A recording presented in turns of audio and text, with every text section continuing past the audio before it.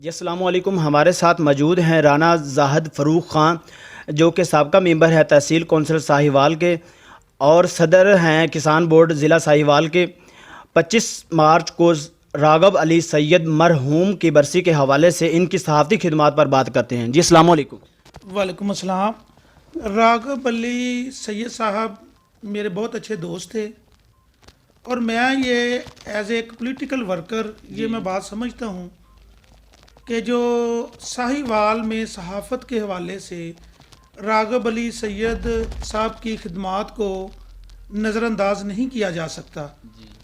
राग़ब अली सैयद साहब ना सिर्फ़ एक प्रोफेशनल सहाफ़ी थे, इसके अलावा वो एक बहुत ही हमदर्द इंसान भी थे।